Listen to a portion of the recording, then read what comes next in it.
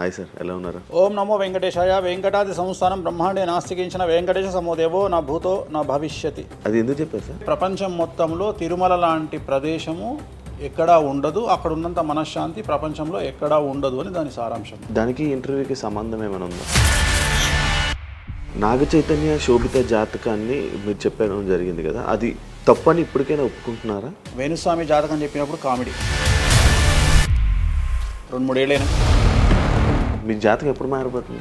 మారింది ఆల్రెడీ. మారింది. ఇదే వీడియో కింద మళ్ళీ పెడతాడు ఎవడో, మళ్ళీ వచ్చిన వారా పంది అని పెడతాడు. ఒక హీరోయిన్ని తయారు చేయాలి అంటే ఎలా తయారు చేయాలో నాకు తెలుసు. ఒక హీరోని సూపర్ స్టార్ని ఎలా చేయాలో నాకు తెలుసు. ఎలా చేస్తారు మీరు? పూజలతోనే అయిపోతుంది. అంటే వాళ్ళకి టాలెంట్ అవసరం లేదు. అసలు టాలెంట్ అనేది ఇండస్ట్రీలో దానంత అమ్మాయిలు ఎందుకు వచ్చి చేయించుకుంటుంటారు పూజలు? ఒక రాజు కావాలంటే రాజ్యం కావాలి, ఒక రాణి కావాలి. అర్థం కాదు. అమ్మాయిలకు బ్రెయిన్ కంటే కూడా వాళ్ళ సడన్గా ఇప్పుడు సెలబ్రిటీలు అందరూ బెట్టింగ్ యాప్లు ఇరుక్కుంటున్నారు. 2025 సంవత్సరంలో సెలబ్రిటీ అనే ప్రతి ఒక్కడు ఏదో సమస్య ఇరుకుతాడు. అది అల్లు అర్జున్తోనే స్టార్ట్ అయింది. ఇప్పుడు రేపు పొద్దున ఈ 11 మంది కూడా వేణుస్వామి గారు చేసిన తప్పులకి నలిగిపోతూ ఆయన మీద జరుగుతున్న ట్రోల్స్ తీయించడానికి లక్షలు ఖర్చు పెడుతున్నాడనే పబ్లిక్లో టాక్ అనేది నడుస్తుంది. నేను పిచ్చినా కొడుకునా, నేను ఆస్ట్రాలజీలో కానీ బ్రాహ్మణ్ కమ్యూనిటీలో కానీ నేను సన్నీ లియోను. నేను నా బట్టలు నేనే ఇప్పుకుంటా, నేను ఎవరిని ఇప్పనియ్యా. ఒకవేళ నేను అండర్వేర్ ఉంటే అదే అన్న లాగుదామని కూడా వస్తుండే, నేను అది కూడా ఇప్పేసిన. సుప్రీంకోర్టు ఇచ్చిన ఆర్డర్ ప్రకారం నేను వేరే అమ్మాయితో పడుకున్నా. ఆయన లారీ కళ్ళద్దాలు పెట్టుకుంటాడు అని ఒక జ్యోతిష్కుడు నన్ను విమర్శిస్తున్నాడు. అంటే అరే లారీ కళ్ళద్దాలు అది కొనాలంటే ఎంత ఉంటే ఇంకా నువ్వు దాని గురించి మాట్లాడితే నువ్వు ఇక వాడిని కుక్క కంటే హీనంగా నేను చూడాలి తప్ప వాని గురించి. పాన్ ఇండియా ఆస్ట్రాలజీ 100% తప్పేముంది. యుఎస్, దుబాయ్ అవన్నీ వెళ్తున్నారంట. కామాఖ్యలో నాన్ వెజ్ ఉండదు, లిక్కర్ ఉండదు అని చెప్పి పబ్లిసిటీ చేశారు. అక్కడికి వెళ్ళే వాళ్ళు క్షుద్ర పూజలు వీళ్ళు వాళ్ళు వెళ్తుంటారు. శ్రీకాళహస్తిలో రేవంత్ రెడ్డి గారి గురించి మాట్లాడారు కాబట్టి ప్రెసెంట్ జనాల్లోని నెగిటివిటీ అని. రేవంత్ రెడ్డి జైలుకు వెళ్ళడానికి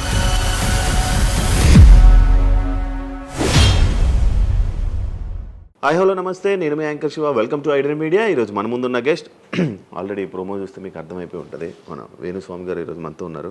నేను గత 2-3 సంవత్సరాల నుంచి అనుకుంటున్నాను అసలు వేణుస్వామి గారిని కలవాలి, ఒకసారి మనం మాట్లాడాలి, మనం కూడా ఇంటర్వ్యూ చేయాలి, కొన్ని విషయాలు తెలుసుకోవాలి అని నేను చాలాసార్లు ప్రయత్నించాను, బట్ అవ్వలేదు.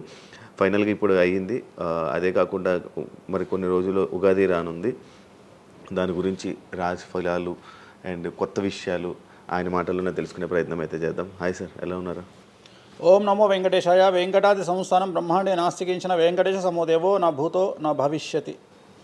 సూపర్. అది ఎందుకు చెప్పారు సార్? ఇప్పుడు వెంకటాది సంస్థానం బ్రహ్మాండే నాస్తికించిన వెంకటేశ సమోదేవో నా భూతో నా భవిష్యతి అంటే కలియుగ దైవమైనటువంటి ప్రోటోకాల్ దైవమైనటువంటి వెంకటేశ్వర స్వామి వారు లాంటి భగవంతుడు, దేవుడు ఇక రాడు, రాలేడు, రాబోడు. అలాగే ప్రపంచం మొత్తంలో తిరుమల లాంటి ప్రదేశము ఎక్కడా ఉండదు, అక్కడ ఉన్నంత మనశ్శాంతి ప్రపంచంలో ఎక్కడా ఉండదు అని దాని సారాంశం. దానికి ఇంటర్వ్యూకి సంబంధం ఏమైనా ఉందా? నేను ఫాలో అయ్యేది శ్రీ వెంకటేశ్వర స్వామిని, కామాఖ్య అమ్మవారిని. సో మనం ఏదైతే జనరల్గా మాట్లాడతామో ఆ మాట్లాడే సందర్భంలో ఈ జనరల్గా నాకు ఇప్పటి వరకు గత 20 సంవత్సరాల నుండి ఏ ఇంటర్వ్యూలో కూడా పేపరు పెన్ను ప్రిపేర్ అవ్వడము, పేపర్లు పెన్నులు పెట్టుకొని వచ్చి కూర్చోవడము అలవాట్లేదు. సో నేను కూర్చొని మాట్లాడింది అంతా కూడా ఆ స్వామి అమ్మవారు మాత్రమే పలికిస్తారు. సో నేను మాట్లాడే ప్రతి మాట నాకు సంబంధం లేదు, ఎందుకంటే మీరు అబ్జర్వ్ చేసిరు నా దగ్గర ఏ పెన్ను లేదు, పేపర్ లేదు. మీరు ఏం అడుగుతారో నాకు తెలియదు, నేను మీతో ఈ ప్రశ్నలు అడగాలని నేను ఇంతవరకు చెప్పలేదు. సో మీరు ఏం అడుగుతారో మీ ఐక్యూ లెవెల్ని బట్టి ఉంటుంది. సో నాకు ఆన్సర్ చేసేది స్వామి అమ్మవార్లు ఆన్సర్ చేస్తారు. సో అది చెప్పి ఇంటర్వ్యూలో కూర్చోవడం నాకు అలవాటు. సో ఏదైనా మీరే పలికిస్తారు అనేటువంటి బ్లైండ్ నమ్మకంతో, గుడ్డి నమ్మకంతో ఆ స్వామిని అమ్మవారిని నమ్ముకొని కూర్చుంటాను ఇంటర్వ్యూలో. సో నాకు అలవాటు ఏంటంటే కలియుగ దైవం, ప్రోటోకాల్ దైవం మనం చూస్తుంటాం. మాకు రాముడు ఇష్టము, మాకు శివుడు ఇష్టము. వెంకటేశ్వర స్వామి వద్ద మాత్రమే డబ్బు ఉంటుంది, వేరే వాళ్ళ దగ్గర డబ్బులు ఉండవు. ఉదాహరణ, రాముడు ఉన్నాడు, సంవత్సరం నాడు ఒకటే రోజు ఆయన దగ్గరికి పోతాం మనం, అది శ్రీరామనవమి. శివుడు ఉన్నాడు, శివరాత్రి నాడు తప్ప ఎప్పుడూ పోము, కానీ ప్రతిరోజు వెళ్ళేది వెంకటేశ్వర స్వామి వారి దగ్గర.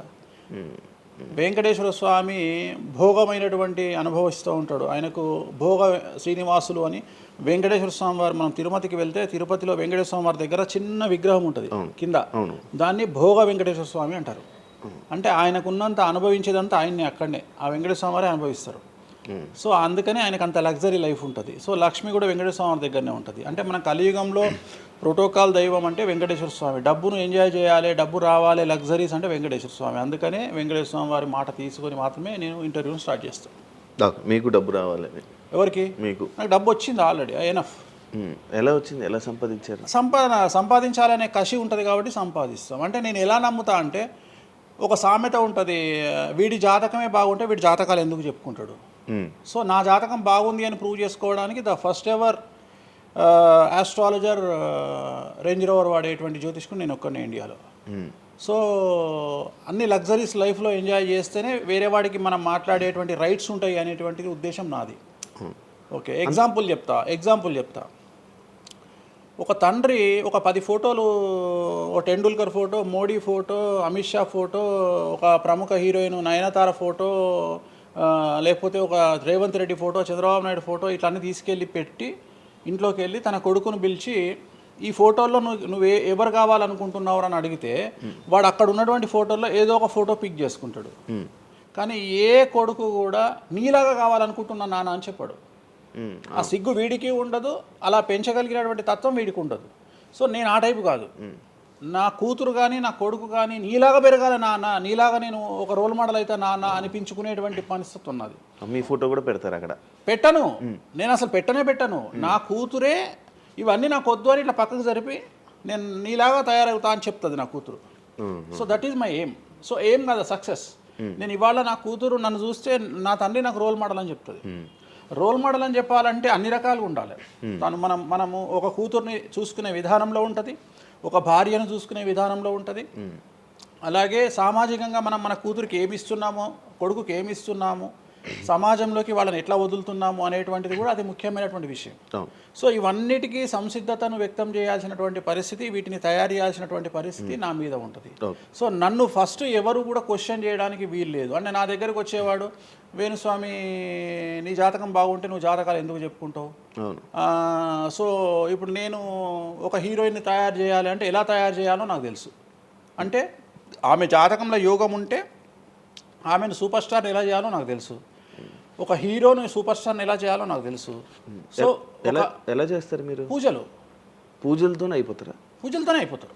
అంటే వాళ్ళకి టాలెంట్ అవసరం లేదు? వాళ్ళకి టాలెంట్ జాతకం ఉంటేనే అంటున్నా కదా, యోగం ఉంటేనే అవుతారు కదా. జాతకంలో ఉంటుందని ఉంటుంది, ఒకవేళ ఉన్నదని మనకు కనిపించింది. అవును, వాళ్ళకి ఒకవేళ టాలెంట్ లేకపోతే అసలు టాలెంట్ అనేది ఇండస్ట్రీలో ఎవరికీ ఉండదు.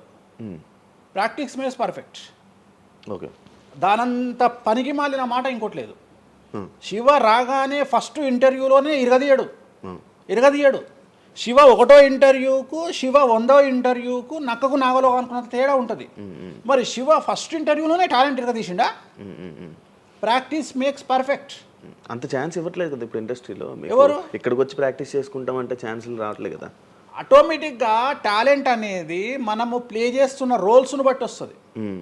డైరెక్ట్గా అల్లు అర్జున్ గంగోత్రి సినిమాలో చూసిన అల్లు అర్జున్కు, పుష్ప 3లో చూసిన అల్లు అర్జున్కు కోడిపిల్ల లెక్క కళ్ళు తిరిగి కింద పడతాం అందరం. ఆయన హావభావాలు కానీ, ఆయన ముఖవర్చస్సు కానీ, గంగోత్రి సినిమాలో ఉన్నటువంటి అల్లు అర్జున్కు, పుష్ప 3కి.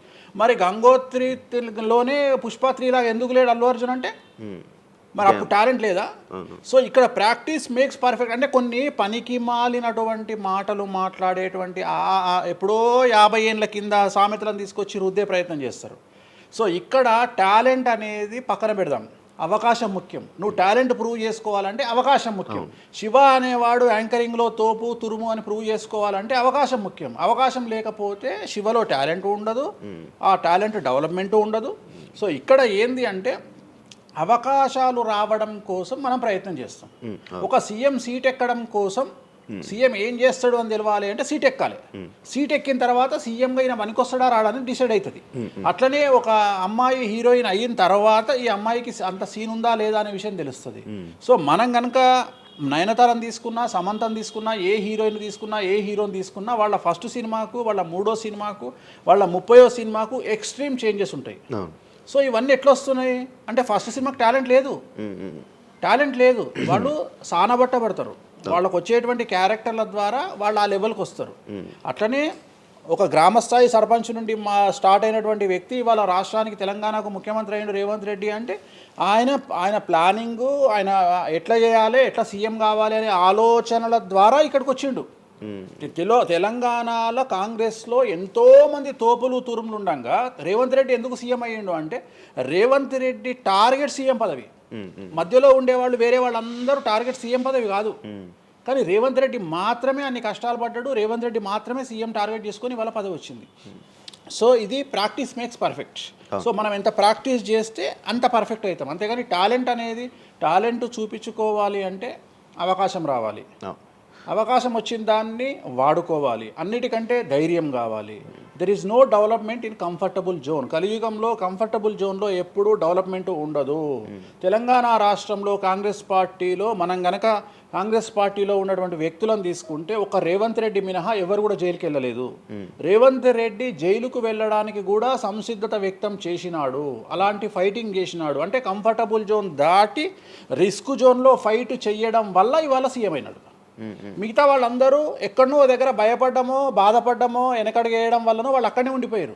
ఈయన మాత్రమే జైలుకు వెళ్ళి మరీ ఫైట్ చేసి వాళ్ళ సీఎం అయ్యాడు. అంటే ఎవరైతే కష్టపడతారో వాళ్ళకు ఫలితం దక్కుతుంది, ఎవరైతే కంఫర్టబుల్ జోన్లో ఉంటారో వాళ్ళు కంఫర్ట్ లెవెల్ అట్లనే ఉంటుంది.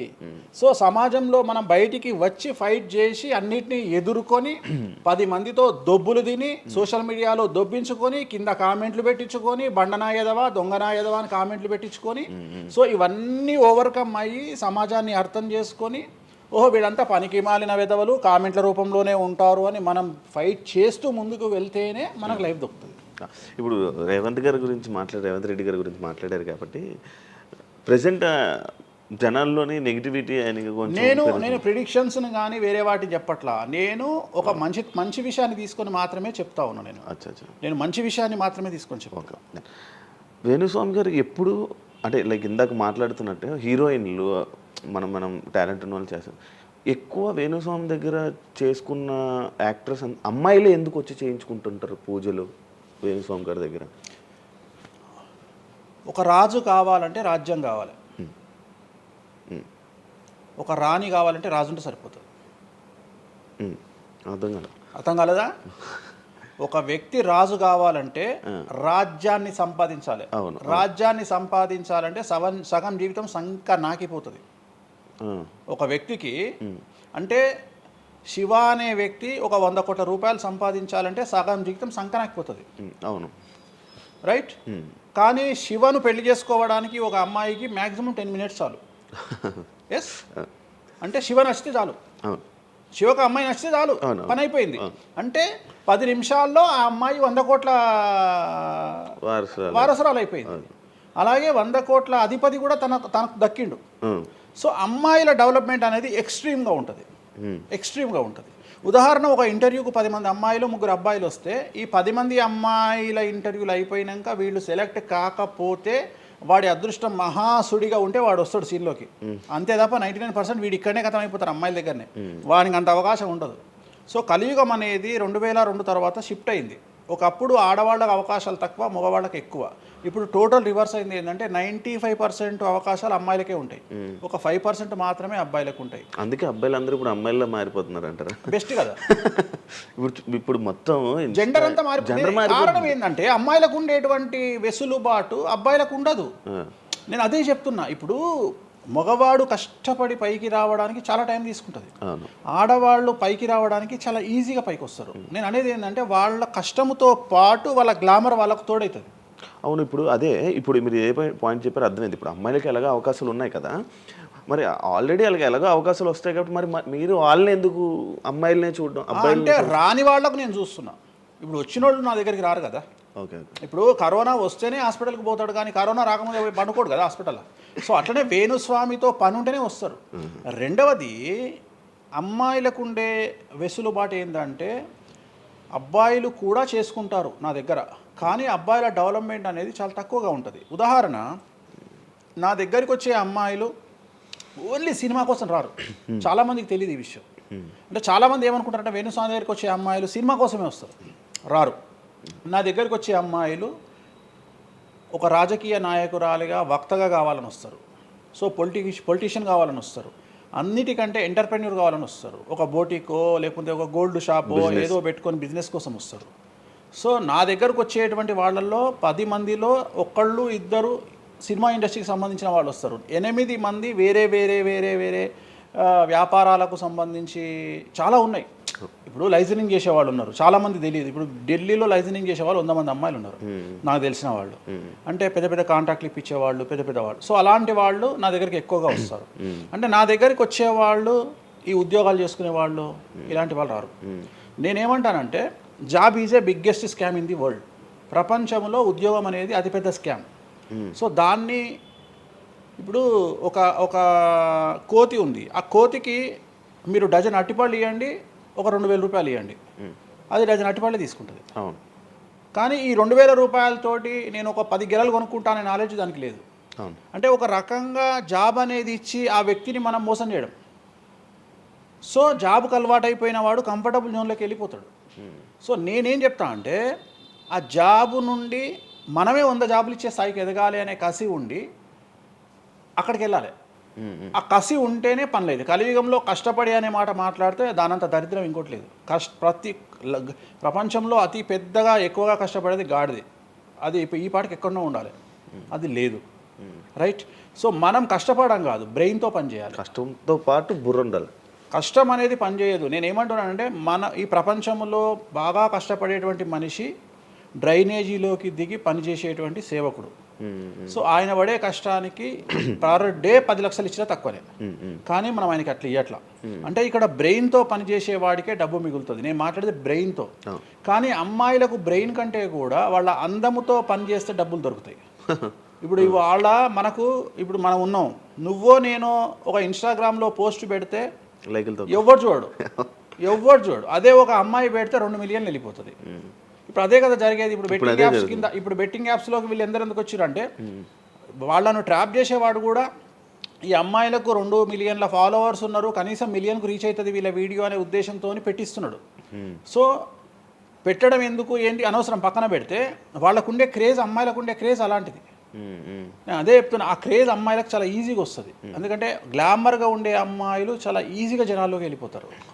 సో చాలా వాళ్ళకు ఉండే అవకాశాలు చాలా ఎక్కువ. ఇప్పుడు రీసెంట్ మీరు బెట్టింగ్ యాప్ ఇన్ని రోజులు లేని బెట్టింగ్ యాప్, అంటే గత 2 సంవత్సరాల నుంచి ఫైట్ చేస్తున్నారు బెట్టింగ్ యాప్ల గురించి. వీళ్ళు సడన్గా ఇప్పుడు సెలబ్రిటీలు అందరూ బెట్టింగ్ యాప్లు ఇరుక్కుంటున్నారు. సెలబ్రిటీలే కాదు, 2025 సంవత్సరంలో సెలబ్రిటీ అనే ప్రతి ఒక్కడు ఏదో సమస్య ఇరుకుతాడు. అది అల్లు అర్జున్తోనే స్టార్ట్ అయింది. సో జాతకంలో అల్లు అర్జున్ యోగంలో 6వ ఇంట్లో శని, అల్లు అర్జున్ది కన్యారాశి. కన్యారాశి 6వ ఇంట్లో శనిలో ఉండగా అల్లు అర్జున్ జైలుకి వెళ్ళాడు.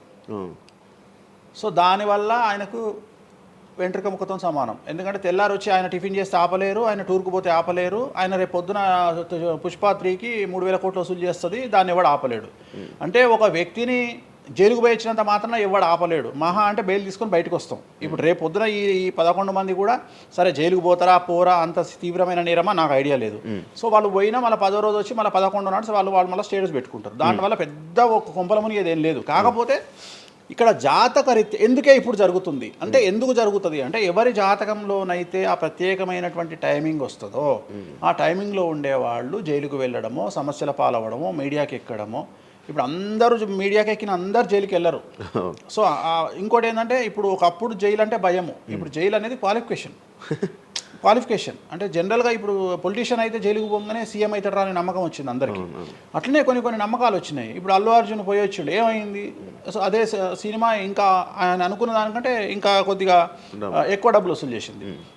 సో ఇప్పుడు వీళ్ళు కూడా అంతే. కాకపోతే జాతకాల్లో చూసుకోవాల్సింది ఎందుకు ఇట్లాంటివి జరుగుతాయంటే, అష్టమ శని అంటే 8వ ఇంట్లో శని వచ్చినప్పుడు, 6వ ఇంట్లో శని వచ్చినప్పుడు, 12వ ఇంట్లో శని వచ్చినప్పుడు, 1వ ఇంట్లో శని వచ్చినప్పుడు, 6వ ఇంట్లో గురువు వచ్చినప్పుడు, 12వ ఇంట్లో గురువు వచ్చినప్పుడు ఇలాంటి సంఘటనలు వ్యక్తిగతమైన జీవితంలో జరిగే అవకాశాలు ఉంటాయి. ఇప్పుడు ఏదైతే కన్యా రాశికి ఈ నెల 30 వరకు బ్యాడ్ ఉందో అది తులారాశికి షిఫ్ట్ అవుతుంది 1వ తారీఖు నుండి. అంటే ఏప్రిల్ 1వ తేదీ నుండి రాబోయే 2.5 సంవత్సరాల పాటు తులారాశి సెలబ్రిటీలు ఎవరైతే ఉంటారో వాళ్లకు సేమ్ సంచలనాలు, జైలుకు వెళ్ళడాలు ఇలాంటి సమస్యలు అనేటువంటివి రాబోతున్నాయి. వేణుస్వామి గారు చేసిన తప్పులకి నలిగిపోతూ ఆయన మీద జరుగుతున్న ట్రోల్స్ తీయించడానికి లక్షలు ఖర్చు పెడుతున్నాడనే పబ్లిక్లో టాక్ అనేది నడుస్తుంది. అది ఎంతవరకు నిజం? అసలు పట్టించుకొని అవి ఎంజాయ్. ట్రోల్స్ని ఎంజాయ్ చేస్తారా? ట్రోల్స్ని ఎంజాయ్ చేస్తాను నేను. ట్రోల్స్ని ఎంజాయ్ చేస్తాను నేను. ఎందుకు అంటే నేను నమ్మేది ఏంటంటే any publicity is good publicity అని నమ్మే వ్యక్తిని నేను. బ్యాడ్ ఆర్ గుడ్ పబ్లిసిటీ నేను అనే పాయింట్ ఏంటంటే ఒక అంబానీ ఫ్యామిలీ పెళ్లిళ్ళు చేసుకున్నారు, 5,000 కోట్లు ఖర్చు పెట్టి పెళ్లిళ్ళు చేసుకోవడానికి ప్రధానమైన కారణం ఏంది? పబ్లిసిటీ పిచ్చి. వేణుస్వామికి 500 కోట్ల పబ్లిసిటీ ఫ్రీగా వచ్చినప్పుడు ఎందుకు వద్దంటాడు? పిచ్చిన కొడుక వేణుస్వామి అన్న కాదు కదా. ఒక ప్రైమ్ టైంలో 7 గంటలకు నేను ఒక ఛానల్లో అరగంట షో కొనాలంటే నాకు కనీసం ₹1,00,000 అవుతుంది. నేను పిచ్చిన కొడుకునా? నాకు వచ్చే పబ్లిసిటీ ఎంత ఎక్స్ట్రీమ్ పబ్లిసిటీ వస్తుంది. నేను ఎప్పుడు బాధపడతా? నా లైఫ్ డిస్టర్బ్ అయినప్పుడు బాధపడతా, నా ఫైనాన్షియల్ రూట్ ఆగిపోయినప్పుడు బాధపడతా. ఇప్పుడు నేను 12వ సంవత్సరంలో సినిమా ఇండస్ట్రీకి వచ్చిన. నా కమాండింగే మీడియా, నా కమాండింగే సినిమా ఇండస్ట్రీ, నా కమాండింగే పొలిటికల్, నా commanding all aspects of life. అలాంటి నేను నా జాతకాన్ని అంటే ఏం తెలియకుండానే బ్లైండ్గా వచ్చి మీడియా ముందర మాట్లాడేసి దొబ్బులు తిని వెళ్ళిపోదాం అనుకుంటారా? అంటే నాకంటూ కొన్ని క్లారిఫికేషన్స్ ఉంటాయి కదా. ఇప్పుడు ఉదాహరణ, ఇప్పుడు ఒక వ్యక్తి మీద ఒక లీగల్ అలిగేషన్ వచ్చినప్పుడు వాడు యాంటిసిపేటరీ బెయిల్ తీసుకుందామా, లాయర్ను మాట్లాడుకుందామా, ఏం చేద్దాం అని ఆలోచిస్తాడు కదా. అట్లనే మనం అడవిలోకి వెళ్ళేటప్పుడు టైర్ పంక్చర్ అయితే ఏం చేస్తామని ఆలోచించుకుంటాం కదా. అట్లనే ఒక అడవిలో ట్రావెల్ చేసినప్పుడు మనం ఆలోచించుకొని ట్యాంక్ డీజిల్ ఫుల్ చేయించుకుంటాం కదా. సో అట్లా నాకు ఉండవు ఆలోచనలు. నేను ఆలోచించుకోకుండానే ఇలాంటి పనులు చేస్తున్నా. సో వేణుస్వామిని దెబ్బ కొట్టాలి అన్నా, ఎవరిని దెబ్బ కొట్టాలన్నా ఫైనాన్షియల్గా దెబ్బ కొట్టాలి. బట్ నేను అవకాశం అవతల వాడికి ఇయ్యాను. కారణం ఏంటంటే ఒక ఎలుకలాగానో ఒక పాములాగానో, ఒక ఎలుక కానీ పాము కానీ తన శత్రువుల దాడి నుండి బయటికి రావాలంటే 7 నుండి 8 బొక్కలు చేసుకుంటుంది ఒక హోల్లో. అంటే ఇటు రాడ్ పెడితే ఇటు వెళ్ళిపోతుంది, ఇటు రాడ్ పెడితే ఇటు వెళ్ళిపోతుంది. సో అట్లనే నేను ఒక 4-5 రకాల ఆర్థిక వనరులను ఏర్పాటు చేసుకున్నా. నా మెయిన్ ఇది కాదు. ఇది కాకుండా ఇంకా 4-5 రకాల ఆర్థిక వనరులను ఏర్పాటు చేసుకున్నా. ఈరోజు దుకాణం బంద్ చేయమంటే ఇదే క్షణంలో దుకాణం బంద్ చేసి కాలు మీద కాలేసుకొని నా పనులు నేను చేసుకుంటా. సో అంత కంఫర్టబుల్ జోన్లో ఉన్నా నేను. సో నాకు టెన్షన్ లేదు. నాకు అంటే నన్ను ఎవడో ఆపేస్తాడు, నేను ఆగేయాలి ఏం లేదు, హ్యాపీగా వెళ్ళిపోతుంది. సపరేట్ బిజినెస్లు ఉన్నాయి నాకు. 190 వ్యాపకాలు ఉన్నాయి నాకు. నన్ను జ్యోతిష్యం నేను 4 నెలలు జ్యోతిష్యం చెప్పుకోకపోతే జ్యోతిష్యం మీద సంపాదించేదానికంటే ఇంకో ₹5 ఎక్కువ సంపాదించుకున్నా. ఇప్పుడు మధ్యలో నేను ఒక 4 నెలలు రెస్ట్ తీసుకొని నాకు వేరే వ్యాపకాలు చూసుకుంటే నాకు ఈజీ, ఎందుకంటే నేను కాన్సన్ట్రేషన్ చేయలేకపోతున్నా. సో ఇప్పుడు నాకు దొరికింది మొన్నటి వరకు, నేను ఆ పని చేసుకున్నా. రెండోది ఉగాదికే కదా నేను మాట్లాడేది, తర్వాత ఏం మాట్లాడతా. రెండోది ఏంటంటే కొన్ని సార్లు మనకు కొన్ని విచక్షణ, కొన్ని జ్ఞానాలు కలుగుతాయి, కొన్ని సార్లు కలుగుతాయి. ఇప్పుడు నాకు కూడా అదే జ్ఞానం కలిగింది. ఎందుకు అంటే ఇక్కడ వాక్యూమ్ నేను కవర్ చేసిన, టాలీవుడ్లో తెలుగులో వాక్యూమ్ కవర్ చేసిన, ఇక్కడ ఏం లేదు. సో నేను వాక్యూమ్ ఇంకా క్లియర్ చేసుకోవాలి, ఇంకా పెంచుకోవాలి అంటే బాలీవుడ్కు పోవాలి, కన్నడ పోవాలి, తమిళ్ పోవాలి. సో అటువైపు నేను కాన్సన్ట్రేషన్ చేస్తున్నా ఎక్కువగా. అందుకని నేను ఇక్కడ సెలబ్రిటీల గురించి చెప్పడం ఆపేసిన, తెలుగు సెలబ్రిటీల గురించి చెప్పడం లేదు. ఇప్పుడు మీరు పాన్ ఇండియా ఆస్ట్రాలజీ 100% తప్పేముంది? అదే విన్నాను రీసెంట్గా, US, దుబాయ్ అవన్నీ వెళ్తున్నారంట. అంటే దాని అర్థం క్లయింటేల్ ఉందనే కదా. ఇప్పుడు మన యూరప్ పోయి వచ్చిన సరే, ఒక పెద్ద విషయంలో వెళ్ళేసి వచ్చిన చెప్పుకోవాలని లేదు, చెప్పను. క్లయింటేల్ ఉంది. ఆస్ట్రేలియాకి రెగ్యులర్గా ఎవ్రీ 3 months ఆస్ట్రేలియా పోతా, ఎవ్రీ 3 months లండన్ పోతా నా క్లయింటేల్కు. తప్పేముంది? అంటే ఉన్నట్టే కదా, నేను అనేది ఉన్నట్టే కదా. ఇప్పుడు విచక్షణ కలిగిన వాడు ఆలోచిస్తాడు. అంటే వేణుస్వామి మీద ఎందుకు వస్తున్నాయి రూమర్స్, ఎందుకు వేణుస్వామిని టార్గెట్ చేస్తున్నారు, నాకు అనవసరం. వాళ్లకు అవసరం ఉన్నోడు ఎంక్వైరీ చేసుకొని నా దగ్గరకు వస్తాడు.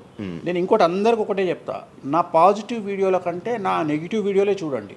ఫస్ట్ జనాలు నన్ను ఎక్కిన వీడియోలు చూడండి, నన్ను దొబ్బిన వీడియోలు చూడండి, నా గురించి నెగిటివ్గా పెట్టిన వీడియోలు చూడండి. అప్పటికే మీకు నా మీద నమ్మకం కలిగితేనే నా దగ్గరికి రండి, లేకపోతే రావద్దు. ఫస్ట్ వాటిని ఎంజాయ్ చేయండి, వాటిని ఫుల్ ఎంజాయ్ చేయండి, చేసి నా దగ్గరికి రండి. అట్లాంటి వాళ్ళే నా దగ్గరకు వస్తారు. అవునా? నాకు అదే కావాలి. చెప్పారా నాకు టీవీలో ఇప్పుడు కూడా చెప్తున్నా కదా, వాళ్ళు వచ్చిన వాళ్ళు ఎవరైనా వచ్చిన వాళ్ళు చెప్తారు కదా. ఇప్పుడు ఉదాహరణ ఏమంటారు అంటే, ఇప్పుడు కామాఖ్య ఉంది, కామాఖ్యకి వెళ్తే ఇప్పుడు ఎవరో ఒకళ్ళు పబ్లిసిటీ చేసిరు, కామాఖ్యలో నాన్ వెజ్ ఉండదు, లిక్కర్ ఉండదు అని చెప్పి పబ్లిసిటీ చేసిరు. అవును, చెయ్యంగానే నా కామాఖ్య మెట్లెక్కగానే కనిపించేది నాన్ వెజ్, కామాఖ్య మెట్లెక్కగానే కనిపించేది లిక్కరు, గర్భగుడిలో ప్రదర్శనం చేస్తున్నంతసేపు మనకు కనిపించేది నాన్ వెజ్, లిక్కరు. సో అక్కడికి ఇప్పుడు ఎగ్జాంపుల్ చెప్తా. ఇప్పుడు శివ అనే వ్యక్తి కామాఖ్యకి ఇంతవరకు వెళ్ళలేదు. సో ఇప్పుడు ఏమనుకుంటాడంటే, వేణుస్వామి గురించి చెప్పిన ప్రచారాన్ని శివ నమ్ముతాడు. నాకు అదే కావాలి, ఇప్పుడు నమ్మడమే కావాలా. కానీ శివ నెల తర్వాత కామాఖ్యకి వెళ్తాడు. వెళ్ళిన తర్వాత ఎక్కడ చూసినా అడుగున నాన్ వెజ్, లిక్కర్ కనిపిస్తుంది శివకు లాస్ట్కు ప్రసాదం కూడా నాన్ వెజ్ ఇస్తారు, ప్రసాదం కూడా లిక్కరే ఇస్తారు. అంటే తాగున ఆయన అని చెప్పి చేతిలో పోస్తారు. అంటే తీర్థంలో లిక్కర్ పోసి మీకు తీర్థం ఇస్తారు, మీరు తీర్థం తాగుతారు, లిక్కర్ పోసిరు. అప్పుడు ఒకసారి మీకు గుర్తొచ్చేది ఎవరు? వేణుస్వామి.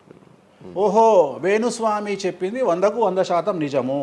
అంటే మనం మూర్ఖులము, ఇన్ని రోజులు నమ్మింది, మనం తప్పు చేసినాం వేణుస్వామి విషయంలో. అక్కడికి వెళ్ళే వాళ్ళు క్షుద్ర పూజలు వీళ్ళు వాళ్ళు వెళ్తుంటారు. అసలు క్షుద్రం అంటే ఏంది? క్షుద్ర పూజలు శ్మశానంలో చేస్తారు. ఇవి వామాచార పూజలు. మందులలో, అలోపతి మందుల్లో రెగ్యులర్ మందులు స్టిరాయిడ్స్ లాగా, స్టిరాయిడ్స్ అనేవి ఇవి. సో నాలెడ్జ్ లేకపోతే నిమ్మకాయలు పెట్టిన ప్రతి చోట క్షుద్ర పూజ అంటే, శ్రీకాళహస్తిలో నిమ్మకాయలతోనే పూజ చేస్తారు. క్షుద్ర పూజ నాది అంటే వేణుస్వామి పూజలు చేయడం క్షుద్ర పూజలు, వామాచార పూజలు. వామాచార పూజ నేను అనేది ఏంటంటే, నేను అది ఇప్పుడు ఇందాక అదే చెప్పిన, అనేవాడు ఫిల్టర్ లేకుండా ఎన్నన్నా అనుకొని, ఒకవేళ అట్లా అనుకుంటే వేణుస్వామి క్షుద్ర పూజలు చేస్తే సోషల్ మీడియాలో ఎందుకు పెట్టుకుంటాడు? నా లైఫ్లో నేను చెప్పేది ఒకటే, నేను ఆస్ట్రాలజీలో కానీ బ్రాహ్మణ్ కమ్యూనిటీలో కానీ నేను సన్నీ లియోను. నేను నా బట్టలు నేనే ఇప్పుకుంటా, నేను ఎవ్వరిని ఇప్పనియ్యా, నా బట్టలు నేనే ఇప్పుకుంటా. నేను దొంగతనంగా ఇవాళ వరకు పూజ చేసినా, దొంగతనంగా చెయ్యలేదు. పైన పూజ అవుతుంది, మీరు కెమెరా తీసుకొని పోయి పెట్టుకోండి. నాన్ వెజ్ పెట్టిర్రు, లిక్కర్ పెట్టిర్రు, పైన పూజ అవుతుంది. సో మీ ఇష్టం వచ్చినవి తీసుకోండి. నేను శాస్త్రానికి విరుద్ధంగా చేస్తే అమ్మవారు నన్ను సర్వనాశనం చేస్తుంది. నాకెవడన్నా అడ్డొచ్చి అనవసరంగా అమ్మవారిని బద్నాం చేస్తే వాడు సర్వనాశనం అవుతాడు. Simple logic. ఇంట్లో పెద్ద ఏం లేదు, ఇంట్లో నేను పెద్ద గొప్పగా చెప్పుకునేదే లేదు. వామాచారాన్ని క్షుద్ర పూజలుగా భావించి మాట్లాడుకుంటే మీ కర్మ. ఇంకోటి, నేను ఎందుకు లైవ్లో పెడతా పూజలన్నీ? ఎందుకు పెడుతున్నా అంటే, నేను చేసేటి సక్రమమైనటువంటివి కాబట్టే పెడుతున్నా. ఇంకోటి, ఎక్స్ప్లోర్ చేసేవాడికి తెలుస్తాయి ఇవన్నీ. కామాఖ్య పోవాలంటే పోయేటప్పుడు 15,000, వచ్చేటప్పుడు 15,000, 30,000 రూపాయల ఫ్లైట్ టికెట్ ఎక్కి పోవాలి. ఒకప్పుడు 4,000 రూపాయల ఫ్లైట్ టికెట్ ఉంది వేణుస్వామి ప్రచారం చేయక ముందుకు. వారానికి ఒక్క ఫ్లైట్ ఉండే గౌహతికి. ఇవాళ ప్రతిరోజు పోవడానికి 3 ఫ్లైట్లు, రిటర్న్ రావడానికి 4 ఫ్లైట్లు వేణుస్వామి వల్ల ఏర్పడ్డాయి. ఇవాళ తెలుగు, మీరు కామాఖ్య టెంపుల్కి వెళ్తే ప్రతి 10 మందిలో 5 తెలుగు వాళ్ళే ఉంటారు, కర్ణాటక వాళ్ళు ఉంటారు, తమిళ వాళ్ళు ఉంటారు. సో ఇంత స్ప్రెడ్ అయింది కామాఖ్య. సో రెండవది, తెలియకుండా మాట్లాడే వాళ్ళ గురించి నేను మాట్లాడా, ఎక్స్ప్లోర్ చేసి మాట్లాడే వాళ్ళ గురించి నేను మాట్లాడతాను. మీరు కామాఖ్యకి వెళ్తే ఇప్పుడు గోవాలో ఏముంటుంది? మందు ఉంటుంది. ఉదాహరణ, బ్యాంకాక్ అనగానే ప్రతి నా కొడుకు మాట్లాడేది ఏంది? మసాజ్. హైదరాబాద్ కంటే గొప్పగా ఉంటుందా బ్యాంకాక్? నాకు తెలియదు. ఇండియా కంటే గొప్పగా ఉంటుందా బ్యాంకాక్? లేదు. మరి ఇప్పుడు అట్లాంటప్పుడు ఆడవాళ్ళు ఎందుకు పోతున్నారు? ఇప్పుడు బ్యాంకాక్కు ఆడవాళ్ళు విపరీతంగా పోతున్నారు. అంటే బ్యాంకాక్లో మసాజ్ కాకుండా బీచెస్, వైట్ శాండ్ బీచెస్ చాలా ఫేమస్, ఫ్రూట్స్ ఫేమస్, చెట్లు ఫేమస్, ఎంటర్టైన్ చేసే ప్లేసెస్ చాలా. అంటే మూర్ఖులు, నాలెడ్జ్ లేనోళ్ళు బ్యాంకాక్ గురించి తప్పుగా మాట్లాడతారు. అట్లనే మన దగ్గర పెద్దాపురం ఉంది. పెద్దాపురం గురించి అదేనా ఇక దాని అర్థం? పెద్దాపురంలో బుట్ట భోజనం చాలా ఫేమస్. నేను ఎక్కడికి వెళ్ళిపోయాను. పెద్దాపురం అని ఉంది, బుట్ట భోజనం ఉంది. పెద్దాపురంలో బుట్ట భోజనం నాకు ఇష్టము, కొంతమందికి వేరే ఇష్టం. అంటే నేను అనేది ఏంటంటే, మీ ఇష్టం వచ్చినట్టు. ఇప్పుడు చిలకలూరుపేట అని పేరు, అంత మాత్రం తప్పు పడతామా? అంటే మూర్ఖపు వేదవాళ్ళు మాట్లాడే మాటలకు నేను తీసుకోవాల్సినటువంటి పని నాకు లేదు. రెండవది, కాదేది విమర్శకు అనర్హం.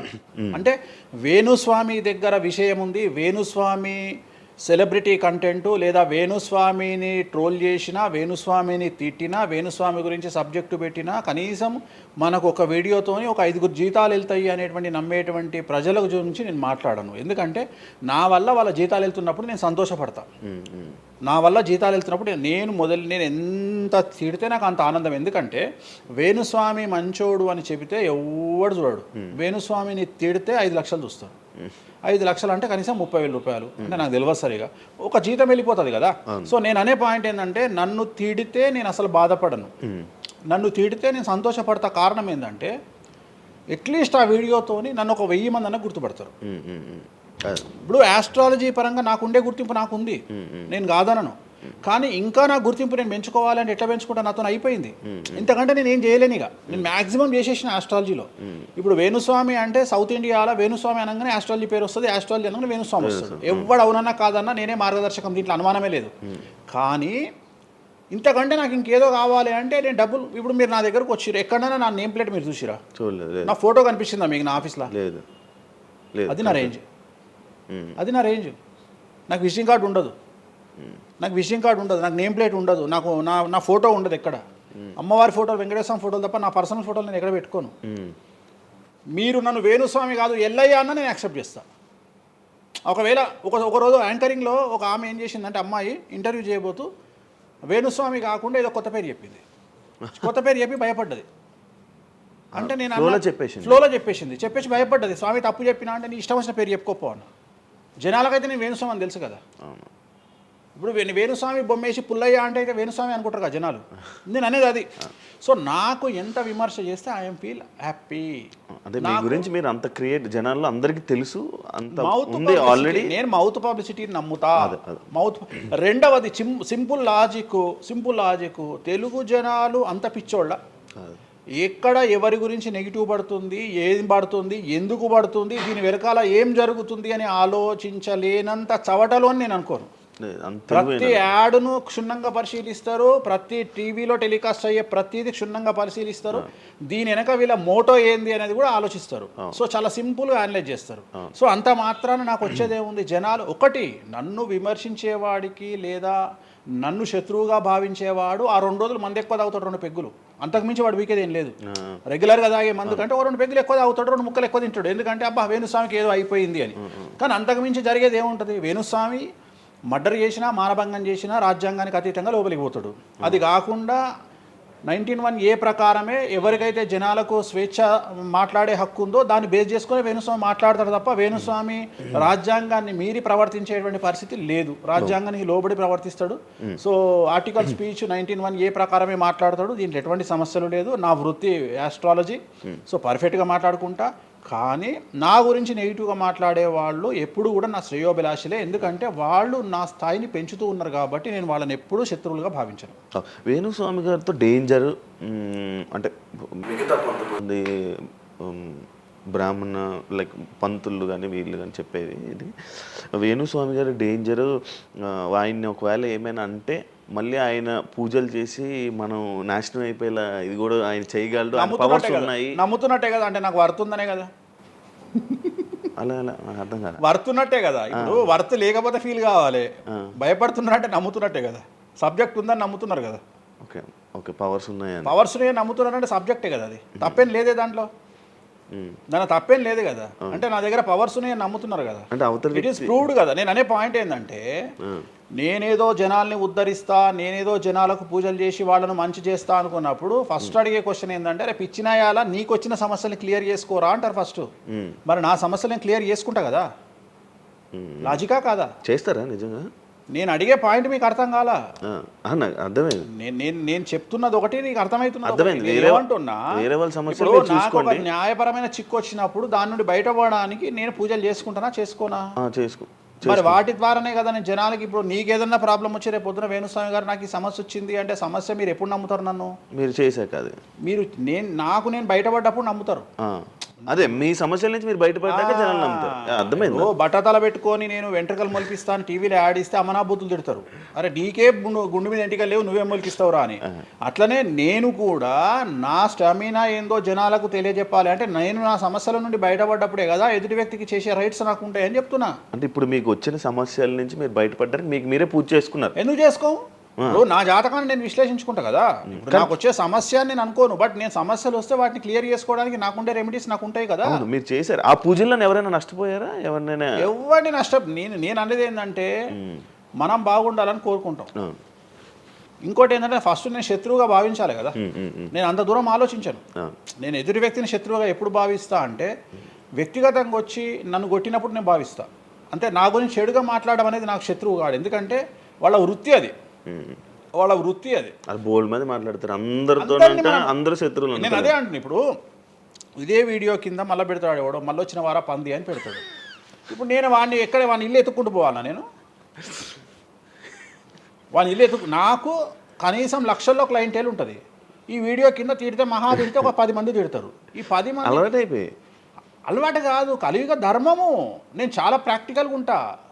నేను చాలా లేకపోతే ఎంత దమ్ము ఉంటే ధనిష్టల నేను వచ్చి మందు తాగుతా, నాన్ వెజ్ పెడతా అని చెప్పుకోవాలంటే చాలా విషయం ఉండాలి, మామూలు విషయం కాదు. ఈ కమ్యూనిటీలో తట్టుకోవాలి. అందుకనే నేనేమంటున్నా, ఒక బ్రాహ్మడు అనగానే ఇప్పుడు ఉదాహరణ ఒక పెద్ద పూజారు ఉన్నాడు ఏ గుడికి, ఆ పెద్ద పూజారిని టార్గెట్ చేయాలంటే ఫస్ట్ టార్గెట్ చేసేది నాన్ వెజ్ తింటాడు, లిక్కర్ ముట్టుకుంటాడు అని చెప్తారు. అందుకని నేనే నా బట్టలు ఇప్పేసుకుంటున్నా, అవకాశం లేదు అంటే నేను ఆల్మోస్ట్ అండర్వేర్తో సహా అన్ని ఇప్పేసిన. ఒకవేళ నేను అండర్వేర్ ఉంటే అదే అన్న లాగుదామని ఎవడో వస్తుండే, నేను అది కూడా ఇప్పేసిన. ఇంకేముంది నా నాయన నన్ను ఇప్పడానికి? నా దగ్గర ఏం లేదు కదా. ఇప్పుడు నువ్వేమైనా కొత్తవి చూపిస్తే ఏం చూపిస్తావు? నువ్వేం చూపిస్తావు? సుప్రీంకోర్టు ఇచ్చిన ఆర్డర్ ప్రకారం నేను వేరే అమ్మాయితో పడుకున్నా, అమ్మాయితో ఇష్టంతో పడుకుంటే అది కూడా నాకేం తప్పు లేదు. ఇంకా నువ్వు నాకు ఏం చూపిస్తావు? నేను ఎప్పుడన్నా సామాజికానికి వ్యతిరేకంగా చేసినప్పుడు, శాస్త్రానికి వ్యతిరేకంగా చేసినప్పుడు నువ్వు నా గురించి వ్యతిరేకంగా చూపిస్తావు. అంతే తప్ప నా దగ్గర ఏమున్నాయని చూపిస్తావు? నేను చచ్చే వరకు చూపించలేవు. నేను నన్ను బొందబెట్టే వరకు, నన్ను తగలబెట్టే వరకు నేను తప్పు చేసినా చూపించలేవు. నేను చెయ్యను. మీరే చెప్పేసుకుంటున్నారు. నేనే చెయ్యను. నేను ఇప్పుడు పైసలు లేనివాడు, పైసలు పోగొట్టుకున్నవాడు బెట్టింగ్లోకి పోతాడు. లేదా ఇప్పుడు కొత్త వ్యవహారాలు ఉన్నాయి. ఒకడేమో నిధులు దొరుకుతాయని పోతాడు, ఒకడేమో రైస్ పుల్లర్ అని పోతాడు. ఇవన్నీ ఏం కావని తెలుసు, మనకు తెలుసు, వాడికి తెలియదు. వాడు మానసికంగా వీక్ కాబట్టి వాడు సొంతంగా డబ్బులు దొంగతనంగా నాకు అవసరమే లేదురా నాయన. నాకు వేరే వ్యాపకాల నుండి డబ్బులు వస్తున్నప్పుడు లంగ పని చేసే అవకాశం నేనెందుకు చేస్తా? నాకు అవసరమే లేదు. నన్ను లంగ పని చేయమని చెప్తే నేను చెయ్య. నాకు వద్దు. నేను లంగ పని చేసే సవ్వాలే లేదు, నాకు అవసరం లేదు. రెండోది ఏంటంటే నా దగ్గరికి రానంత వరకే నా గురించి నెగిటివ్గా మాట్లాడతారు. ఒక్కసారి నా ఆఫీస్లోకి ఎంటర్ అయ్యారు అంటే వానికే అర్థమైపోతుంది, నీ అమ్మాయి నా కుల్లా ఉన్నాడు రా నాయన, ఈయనతో వేస్ట్, ఈయన దగ్గర ఏం దొరకదు. రెండవది, ఇవాళ ఎక్కడ పడితే అక్కడ కెమెరాలు పెట్టుకొచ్చేటువంటి స్థాయిలో ఇది మనకు సైన్స్ పెరిగింది. ముక్కు పుల్లలు కూడా పెట్టుకొస్తారు, చౌకమ్మలు కూడా పెట్టుకొస్తారు. నేను లంగ పని చేస్తే కూర్చొని 2 నిమిషాలు దొరకబట్టి టెలికాస్ట్ చేస్తారు. కానీ మాటలున్నాయి, క్లారిటీ సాక్ష్యం లేదు. ఇక మరి ఏం చేస్తాను నేను? పోనీ నేను అందరిలాగా దాచిపెట్టే మనిషిని కాదు, దొంగతనంగా లంగపనంగా డోర్లు అన్నీ కుల్లా ఉన్నాయి. మీరు ఎక్కడికొచ్చినా మాట్లాడి నా ఆఫీస్లో ఏమైనా చేయండి, ఓపెన్గా పూజలు చేస్తా. ఇంకోటి వేరేటోడు పెట్టే కానీ నేనే పూజ పెడుతున్నా. ఇంకోటి రెండోది, బాటిల్ కూడా నా చేతిలో పట్టుకొని అమ్మవారికి నైవేద్యం చేస్తున్నా. పోనీ నేను బాటిల్ దొంగతనంగా ఇది మందు బాటిల్ కాదు అని చెప్తలేను, blue label bottle, royal salute bottle నేనే పోసి మరి అమ్మవారికి నైవేద్యం చేస్తున్నా. ఇంకా ఎక్కడనే దాపరికం ఉంది? ఇంకా బాటిల్స్ కూడా కాస్ట్లీ, అంటే పెద్ద గెస్టులకే అవి పెద్ద వాళ్ళ విఐపి రేంజ్ని బట్టి పెడతాం. నార్మల్ వాళ్ళు వస్తే వాళ్ళకి తగ్గట్టి వాళ్ళ ఇష్టం. ఇప్పుడు ఉదాహరణ బాలయ్యబాబు చేస్తే మ్యాన్షన్ పెడతాం. కొంతమంది ఎన్ఎస్సి, ఇప్పుడు ఎన్ఎస్సి అంటే ఇప్పుడు ఉదాహరణ వాడు మన ఎవడో విమర్శిస్తుండు నన్ను, మన ఎవడో ఆయన లారీ కళ్ళద్దాలు పెట్టుకుంటాడు అని ఒక జ్యోతిష్కుడు నన్ను విమర్శిస్తున్నాడు. అంటే అరే లారీ కళ్ళద్దాలు అది కొనాలంటే కాశీ దాకా దేకాలి. ఎంత అంటే మన లైఫ్లో దాని వాల్యూ తెలియదు. అదే కుక్కకేం తెలుసు కుసుమపు వాసన, నెయ్యి గురించి ఏం తెలుసు కుక్క కంటే? వాడు ఏదో మాట్లాడతాడు. వాడు మాట్లాడినప్పుడు నేను వాడి మీద పీటీ చూపిస్తా. అరే నా కళ్ళద్దాల గురించి మాట్లాడుతున్నాడు, ఆ కళ్ళద్దాలు నీ జీవితంలో చేతులు కూడా పట్టుకొని చూడలేవురా నువ్వు. ఇంకా నువ్వు దాని గురించి మాట్లాడితే నువ్వు ఇక వాడిని కుక్క కంటే హీనంగా నేను చూడాలి తప్ప వాని గురించి వాని మీద నేను సింపతి చూపిస్తా తప్ప నేను కోపానికి ఎందుకు వస్తా? అట్లా చాలామంది విమర్శ చేస్తుంటారు. విమర్శల గురించి మనం పట్టించుకునే. మీకు బ్రాండ్ బట్టలు, బ్రాండ్ స్పెట్స్ అవన్నీ ఎలా అలవాటయ్యాయి? అంటే ఎలా అలవాటయ్యాయి అంటే ఇప్పుడు కూడా చెప్తా, జాతక రీత్యా శుక్రుడు ఎవరికైతే కొద్దిగా నీచంలో ఉంటాడో వాళ్ళు ప్రతి శుక్రవారం నాడు పర్ఫ్యూమ్ కొట్టుకోవాలి. శుక్రుడు అంటే లగ్జరీస్. ఓకే. శుక్రుడు జాతకంలో శుక్రుడు గ్రహం నేను మాట్లాడేది. శుక్రగ్రహం వీక్ ఉన్నప్పుడు ప్రతి శుక్రవారం నాడు పర్ఫ్యూమ్ కొట్టుకోవాలి. అండ్ ఒక పెగ్గు 30 ml కాచేయాలి. తాగుమని చెప్తే వేణుస్వామి చెప్పిండు కదా అని ఒక ఉద్యమంలాగా తాగొద్దు. ఒక 30 ml స్కాచ్ తాగాలి. అట్లా ఒక 3 నెలలు చేసిన తర్వాత డెవలప్మెంట్ ఏందో మీకే కనిపిస్తుంది. డెవలప్మెంట్ ఏందో మీకే కనిపిస్తుంది. మళ్ళీ వేణుస్వామి మందు తాగేమన్నాడు అని కాంట్రవర్సీ కావచ్చు. డాక్టర్లే చెప్తారు, 30 ml తాగితే హార్ట్కి మంచిది, బీపీకి మంచిది అని చెప్తారు. కానీ డాక్టర్ల పేరు అడ్డం పెట్టుకొని కుంభాలు తాగుతారనే భయానికి డాక్టర్లు చెప్పరు, ఆపేశారు. 30 ml అనేది చాలా మంచిది. బట్ నేను రోజు తాగమంటలేను. శుక్రవారం నాడు మాత్రమే, అది కూడా శుక్రుడు నీచంలో ఉంటే, శుక్రుడు 6వ ఇంట్లో, 12వ ఇంట్లో, 8వ ఇంట్లో ఉన్న, శుక్రుడి మీద శని దృష్టి ఉన్న జాతకరీత్యా మీరు శుక్రవారం నాడు 30 ml పెగ్గు తాగండి నైటు. అది కూడా ఫ్యామిలీతోని మహమ్మద్ రఫీ పాటలు పెట్టుకొని, ఏఆర్ రెహమాన్ పాటలు పెట్టుకొని, ఇళయరాజా పాటలు పెట్టుకొని ఆ పెగ్గు తాగి ఆ పాటలు ఎంజాయ్ చేసి పండుకోండి హ్యాపీగా. సో మీ లైఫ్ ఎట్లుంటుందో చూడండి. నేను మాట్లాడేది వ్యాపారమో ఇతర ఉద్యోగం చేసే వాళ్ళ గురించి కాదు. ప్రత్యేకించి 100 రూపాయల దగ్గర 1,00,000 రూపాయలు సంపాదించగలిగి రియల్ ఎస్టేట్ వ్యాపారులు, వ్యాపారస్తులు, పొలిటీషియన్స్, పెద్ద పెద్ద వాళ్ళ గురించి మాట్లాడుతున్నాను. టీచర్లు, అటెండర్ల గురించి నేను మాట్లాడతలేను. టీచర్ ఎంత తాగినా తాగుడు మిగులుతుంది తప్ప పైసలు రావు, ఎందుకంటే ఆయన జీతం అంతే కాబట్టి. సో ఎక్కడైతే పెరగడానికి ఆస్కారం ఉంటుందో వాళ్ళ గురించి మాట్లాడుతున్నాం. సో ఇది కూడా మంచిది రెమెడీ. సో ఇలాంటి రెమెడీలు చెప్పాలంటే వేణుస్వామి చెప్తాడు కానీ వేరేటోడు చెప్పాడు. ఎందుకంటే వాడికి భయం, మందు తాగమంటే తప్పు. అరే మందు తాగమంటే తప్పు అయితే మందు యాడ్ ఎందుకు వస్తుంది, మందు ఎందుకు తయారు చేస్తారు? సో ఇదన్నీ అందుకనే దేశ కాలమాన పరిస్థితి. కసినో తీసుకుపోయి గోవాలో పెడితేనేమో లీగలు, హైదరాబాద్లో పెడితే ఇల్లీగలు. సో నేను దేశ కాలమాన పరిస్థితులు అందుకనే చెప్తున్నా. దేశ పరిస్థితులు అంటే గోవాలో యాక్సెప్ట్ గేమింగ్ యాక్ట్, ఇండియా హైదరాబాద్లో యాక్సెప్ట్ కాదు. సో అదే చెప్తున్నా. ఒక దగ్గర విడాకులు అనేవి ఇండియాలో కష్టము, అమెరికాలో ఈజీ. అమెరికాలో 10 విడాకులు తీసుకున్నా ఎవడు పట్టించుకోడు. సో ఇవన్నీ కామన్. ఒకప్పుడు ఒక పెళ్లి చేసుకో, రెండో పెళ్లి అనేది చాలా పెద్ద విషయం. ఇవాళ తెలుగు సమాజం కానీ ఎంత గొప్పదైపోయిందంటే 5వ పెళ్లికి కూడా శుభమా అంటూ 5వ పెళ్లి అంటున్నారు. కాబట్టి చాలా వైడ్ రేంజ్ ఆఫ్ థింకింగ్ అనేది మారిపోయింది. కాబట్టి వేణుస్వామి కూడా మారిండు దాంట్లో. సింపుల్, అంతే, ఏం లేదు.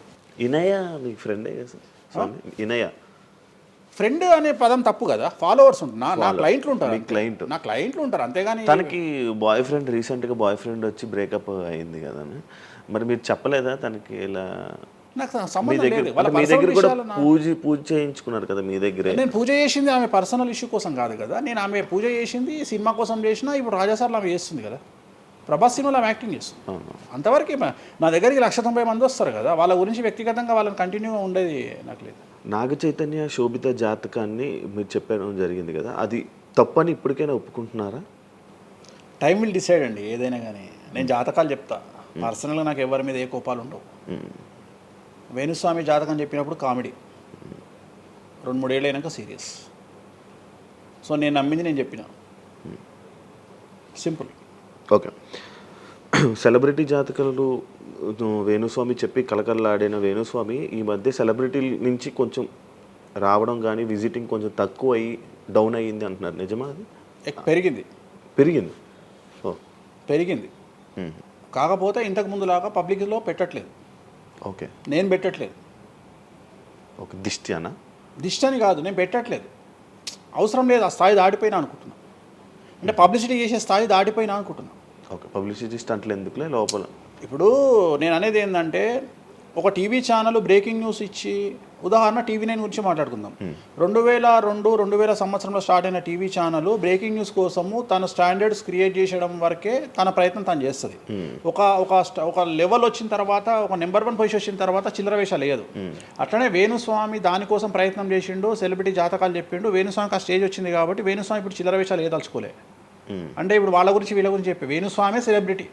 సో వేణుస్వామి ఇప్పుడు సెలబ్రిటీ జాతకాలు చెప్పాల్సినటువంటి పరిస్థితుల్లో వేణుస్వామి లేడు అని అనుకున్నాడు కాబట్టి వేణుస్వామి సెలబ్రిటీ జాతకాలు చెప్పట్లేదు. Simple logic.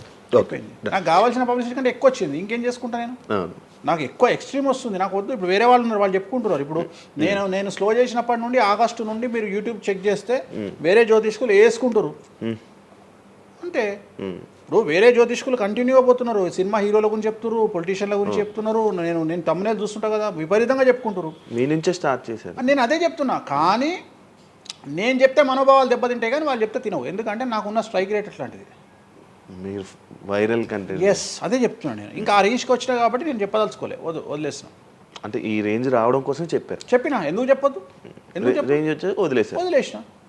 మళ్ళీ ఎప్పుడు చెప్పే ఆలోచన లేదు. ఇప్పుడైతే లేదు, ఫ్యూచర్లో ఇప్పుడైతే లేదు. నా జాతకం మారి మళ్ళీ నాకు చిమ అంటే చెప్తా. మీ జాతకం ఎప్పుడు మారిపోతుంది? మారింది, ఆల్రెడీ మారింది, మళ్ళీ మారుతుంటుంది కదా. ఇప్పుడు ఎలానో ఎవ్రీ ఇయర్ మారుతుంటుంది కదా జాతకం అనేది. ప్రతి ఇయర్ గురువు మారుతుంటాడు, ప్రతి 2.5 ఏళ్ళకు శని మారుతుంటాడు. సో మారినప్పుడు జాతకాన్ని బేస్ చేసుకొని 12% మన స్వయంకృత అపరాధం ఉంటుంది, 88% జాతకం ఉంటుంది. ఓకే, ఇప్పుడు ఎలానో ఉగాది వస్తుంది కొత్త. ఈ ఇయర్ రాశి ఫలాలు ఎలా ఉండబోతున్నాయి ఏంటి చెప్తారు? ఈ సంవత్సరము వచ్చేటువంటి సంవత్సరం పేరు యాక్చువల్గా మనకు యుగాది అనేది రూపాంతరంగా మారి ఉగాది అయింది. యాక్చువల్గా యుగాది యుగాది యుగాది అది ఉగాదిగా మారింది. ఈ సంవత్సరము పేరు శ్రీ విశ్వ వసునామ సంవత్సరము. ఈ సంవత్సరానికి అధిపతి రవి అంటే సూర్యుడు. సో ఈ సంవత్సరము ఎలా ఉండబోతుంది ఓవరాల్ సంవత్సరము అంటే, రవి అంటే రాజు, రాజకీయాలు, పబ్లిసిటీ, ఈ మూడు రవి కమాండ్ చేస్తాడు. అంటే ఈ సంవత్సరము బాగా బాగా బాగా ఎఫెక్ట్ అయ్యేటువంటి వాళ్ళలో రాజకీయ నాయకులు నెంబర్ 1 పొజిషన్లో ఉన్నారు. దేశాలు ఉన్నాయి, అంటే దేశాల మధ్యన, రాష్ట్రాల మధ్యన యుద్ధ వాతావరణము, రాజుల మధ్యన వైరము, రాజులకు ప్రాణగండము, రాజులకు కారాగార వాసము, ప్రకృతి వైపరీత్యాలు, మరీ ముఖ్యంగా అగ్ని ప్రమాదాలు, విమాన ప్రమాదాలు, పడవ ప్రమాదాలు, రైలు ప్రమాదాలు, సో అనుకోని ప్రదేశాలలో అగ్ని ప్రమాదాలు, అలాగే సునామీ హెచ్చరికలు, అలాగే నగరాల్లో విపరీతమైన వర్షపాతము, అండ్ మరీ ముఖ్యంగా ఈ సంవత్సరం విడాకుల సంఖ్య చాలా ఎక్కువ. అలాగే వీటిలో పాజిటివ్ తీసుకుంటే ఆడవారికి విపరీతమైన రాజయోగము, అంటే ప్రాముఖ్యత అనేది ఈ సంవత్సరం ఆడవారికి పెరుగుతుంది. అలాగే 25 సంవత్సరాల నుండి 35 సంవత్సరాల యువతలో ఎక్కువగా కార్డియాక్ అరెస్ట్లు అంటే చనిపోవడము, అలాగే కన్ను లేదా చర్మానికి హార్ట్, లివరు సంబంధించినటువంటి ఏదైనా ఒక వైరస్ బాధించే అవకాశము. సో ఇవన్నీ కూడా ఈ సంవత్సరం ఉన్నాయి. దీనికి కారణం షష్టగ్రహ కూటమి అని మీనరాశిలో ఏర్పడుతోంది. సో షష్టగ్రహ కూటమి 2019 డిసెంబర్లో ఏర్పడ్డప్పుడు మనకు కరోనా వచ్చింది. అలాగే ఈ సంవత్సరము మార్చ్ 30వ తేదీ 2025 సంవత్సరంలో మనకు మళ్ళీ షష్టగ్రహ కూటమి మీనరాశిలో ఏర్పడుతోంది. సో దీనివల్ల సుమారు మేషరాశి, సింహరాశి, తులారాశి, ధనుస్సు రాశి, మీనరాశి వాళ్ళు చాలా చాలా సమస్యల బారిన పడేటువంటి అవకాశాలు ఉన్నాయి. ఇది ఓవరాల్ సంవత్సర ఫలితము.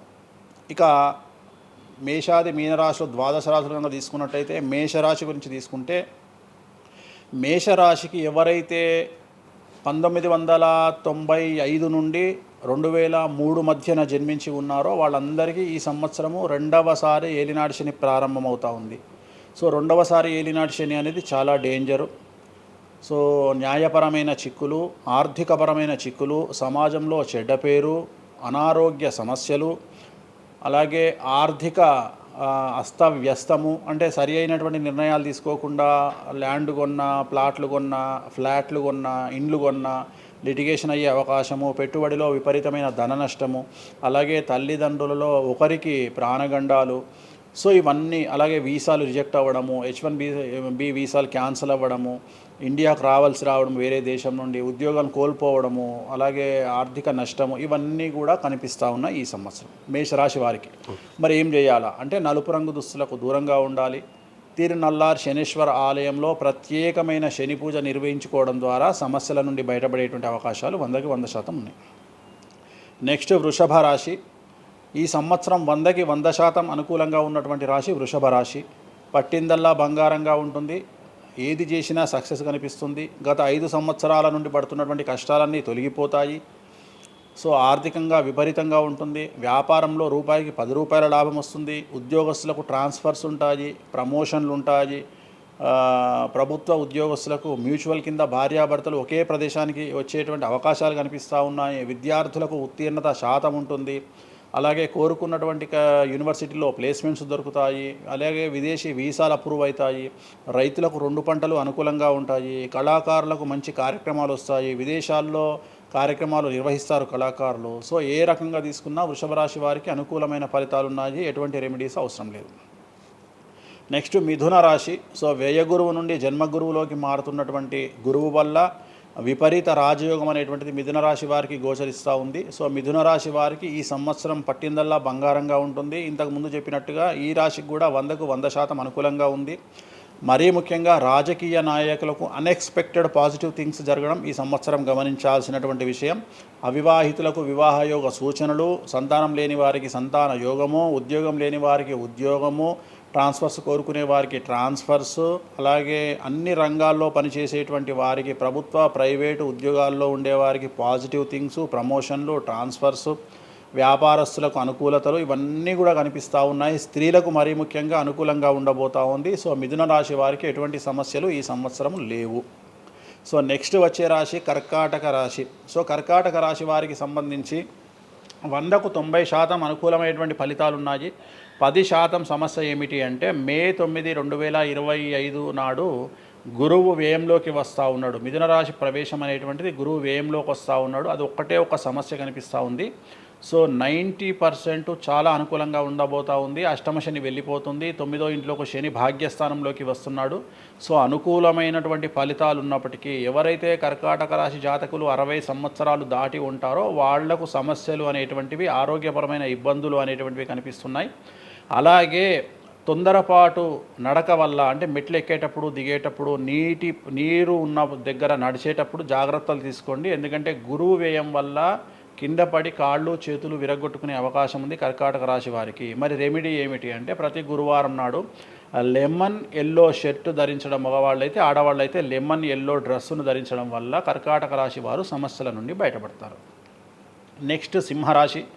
సో సింహరాశి జాతకులకు అష్టమ శని ప్రారంభమవుతూ ఉంది. ఖచ్చితంగా అన్ని రంగాల వారికి, చిత్ర పరిశ్రమ వారికి, టీవీ రంగం వారికి, మీడియా రంగం వారికి, రాజకీయ నాయకులకు, వ్యాపారస్తులకు, అన్ని వర్గాల వారికి సమస్యలు ఉంటాయి. న్యాయ వ్యవస్థ పరంగా న్యాయపరమైన చిక్కులుంటాయి, సంచలనాలు నమోదవుతాయి. మీడియాకి ఎక్కే అవకాశం ఉంది. సమాజంలో చెడ్డ పేరు, తల్లి తండ్రి లేదా భార్య భర్త తరపున ఎవరికైనా ఒకళ్లకు ఆరోగ్యపరమైన ఇబ్బందులు ఏర్పడే అవకాశం ఉంది. కాబట్టి ఖచ్చితంగా ధన నష్టం ఏర్పడుతుంది. అప్పులు చేయాల్సినటువంటి పరిస్థితి గోచరిస్తూ ఉంది సింహరాశి వారికి. మరి రెమెడీ ఏమిటి అంటే తిరునల్లార్ శనీశ్వర ఆలయంలో ప్రత్యేకమైన శని పూజ నిర్వహించుకోవడం ద్వారా సమస్యల నుండి బయటపడేటువంటి అవకాశాలు కనిపిస్తూ ఉన్నాయి. సో నెక్స్ట్ వచ్చిన రాశి కన్యారాశి. సో కన్యారాశి వారికి 6వ ఇంట్లో నుండి శని వెళ్ళిపోతూ ఉన్నాడు. ప్రజెంట్ శని 7వ స్థానంలోకి వస్తూ ఉన్నాడు. సో చాలా అనుకూలమైనటువంటి ఫలితాలు ఉంటాయి. నూతన పదవి, నూతన ఉద్యోగంలో ప్రమోషన్లు, కోరుకున్న చోటకి బదిలీలు, వ్యాపారంలో అన్ని రూపాయలకు ఎక్కువగా సంపాదించడము, స్త్రీలకు కోరుకున్న దానికంటే ఎక్కువ ధనం రావడము, భార్యాభర్తల మధ్య అన్యోన్యత, విద్యార్థులకు ఉత్తీర్ణత శాతం పెరగడము, అలాగే విద్యార్థులకు వీసాలు ఏర్పడము, కోరుకున్న ప్లేస్మెంట్స్ దొరకడము, రైతులకు 2 పంటలు అధిక దిగుబడి రావడము, ఇవన్నీ కూడా కన్యా రాశి వారికి కనిపిస్తున్నాయి. రెమెడీస్ అవసరం లేదు. ఈ సంవత్సరం చాలా బాగుంది. నెక్స్ట్ తులారాశి. సో ఈ అన్ని రాశుల్లోకి అతి డేంజర్ రాశి, సమస్యల బారిన పడే రాశి తులారాశి. ఎందుకంటే షష్టగ్రహ కూటమి ఎఫెక్టు 6వ ఇంట్లో, 6వ స్థానములో శని 6వ ఇంట్లో. సో తులారాశి అనేది అతి పెద్ద సమస్యను ఎదుర్కోబోతూ ఉంది. తులారాశి వారికి ఆర్థికంగా విపరీతమైనటువంటి రాబడి ఈ సంవత్సరం ఉంటుంది.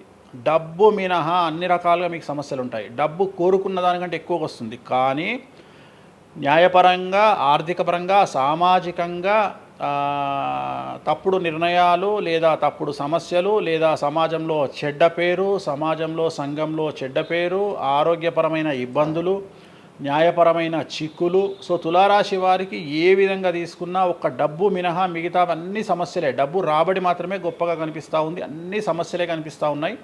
తిరునల్లార్ శనీశ్వర ఆలయంలో ప్రత్యేకమైన శని పూజ నిర్వహించుకోవడం ద్వారా సమస్యల నుండి బయటపడతారు. సో నెక్స్ట్ వృశ్చిక రాశి. సో వృశ్చిక రాశి వారికి అర్ధాష్టమ శని వెళ్ళిపోతూ ఉంది. సో చాలా అనుకూలంగా ఉంటుంది. కళాకారులకు, సినిమా స్టార్స్కు, టీవీ వాళ్లకు, మీడియా వాళ్లకు చాలా అనుకూలంగా ఉండబోతూ ఉంది. రాజకీయ నాయకులకు విశేషించి యోగకాలంగా భావించాల్సి ఉంటుంది. విద్యార్థులకు ఉత్తీర్ణత శాతం పెరుగుతుంది, వీసాలు దొరుకుతాయి. అలాగే విదేశాలకు వెళ్ళే వారికి ఉద్యోగాలు దొరుకుతాయి. అలాగే ఉత్తీర్ణత శాతం పెరుగుతుంది. ప్రేమ వ్యవహారాలు ఫలిస్తాయి. భార్యాభర్తల మధ్యన అన్యోన్యత ఉంటుంది. అవివాహితులకు వివాహ సూచనలు ఉంటాయి. అలాగే సంతానం లేని వారికి సంతానం ఉంటుంది. సో వృశ్చిక రాశి వారికి అన్ని రంగాల, అన్ని వర్గాల వారికి పూర్తి అనుకూలతలు ఉంటాయి. రెమెడీస్ ఏమీ లేవు, నెగిటివ్స్ ఏమీ లేవు. సో నెక్స్ట్ ధనుస్సు రాశి. ధనుస్సు రాశి వారికి ఈ నెల మార్చి 30 ఉగాది నుండి అర్ధాష్టమ శని ప్రారంభమవుతూ ఉంది. సో కొన్ని సమస్యలు, ఆర్థికపరమైన ఇబ్బందులు ఉంటాయి. పెట్టుబడుల విషయంలో జాగ్రత్తగా ఉండండి. మరీ ముఖ్యంగా తల్లికి సంబంధించిన ఆరోగ్యం మిమ్మల్ని కలవరపెట్టవచ్చు. సో తల్లిగారి ఆరోగ్యం పట్ల జాగ్రత్తలు తీసుకోండి. అలాగే పెట్టుబడుల విషయంలో జాగ్రత్తలు తీసుకోండి. సమాజంలో చెడ్డ పేరు వచ్చే అవకాశం ఉంది కాబట్టి జాగ్రత్తగా ఉండండి. సో ధనుస్సు రాశి వారు తిరునల్లార్ శనీశ్వర ఆలయంలో ప్రత్యేకమైన శని పూజ నిర్వహించడం ద్వారా సమస్యల నుండి బయటపడతారు. సో నెక్స్ట్ మకర రాశి. గత 10 సంవత్సరాల నుండి మకర రాశి వారు పడుతున్నటువంటి బాధలన్నీ తొలగిపోతాయి. 7.5 సంవత్సరాల ఏలినాటి శని వెళ్ళిపోతూ ఉంది.